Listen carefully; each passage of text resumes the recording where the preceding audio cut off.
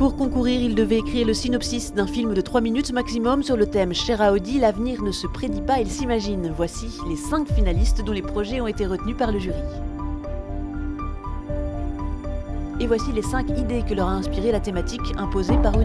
Je me suis inspirée d'une rencontre amoureuse qui se passe dans des taxis new-yorkais au moment des heures de pointe et d'embouteillage. C'est l'histoire de 3 hommes qui descendent dans une bouche de métro et un matin, très tôt, et on se rend compte qu'en fait ils vivent dans un présent où il n'y a plus de travail et ils sont obligés d'aller travailler dans le passé. J'ai raconté l'histoire d'un couple qui est séparé par le temps en fait. Donc l'homme du couple se retrouve figé dans le temps et sa femme passe sa vie à l'attendre. Pour sauver son père, Paul, qui est notre héros, va en fait copier le cerveau de son père sur un disque dur et le transférer sur un clone de quelqu'un d'autre plus jeune.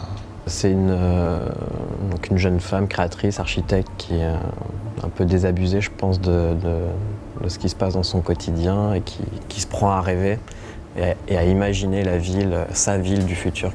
5 idées donc qui ont séduit à la fois le producteur Alain Attal, la comédienne Cécile Cassel, le PDG d'Allociné Grégoire Lassalle et le producteur exécutif Didier Waro, ici en séance photo. Il y a le sujet, il y a l'écriture, il y a les intentions de mise en scène et c'est là-dessus qu'il faudra juger. L'innovation au cinéma, elle a toujours été, elle le sera toujours, sur la mise en scène. C'est une question de comment filmer des situations pour les rendre intéressantes.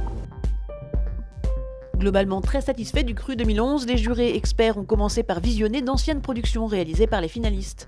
Et après des échanges chaleureux et instructifs, des tendances concernant cette nouvelle garde du cinéma sont apparues. Le point commun qu'il y a, c'est plus dans leur parcours à tous, à part Dominique.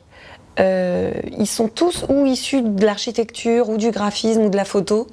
Donc c'est beaucoup, ou des beaux-arts d'ailleurs, il y en a aussi qui viennent des beaux-arts.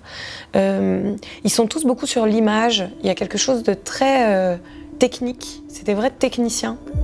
Les finalistes sont de toute façon satisfaits d'avoir atteint cette dernière étape. La thématique était très ouverte et du coup j'en remercie Audi. On a l'impression d'avoir finalement pas beaucoup de contraintes. Ils n'ont pas bridé vraiment des artistes dans leur création et du coup ça nous a permis vraiment de pouvoir proposer quelque chose, en fait un film presque sans limite. Le lauréat des Audi Talents Awards court-métrage 2011 a néanmoins été élu à l'unanimité. Son film sera produit par Audi à hauteur de 100 000 €. Il sera coproduit par Alain Attal, parrainé par Guillaume Canet et bénéficiera d'une large distribution. Rendez-vous à Cannes le 12 mai pour découvrir le nom de l'heureux vainqueur.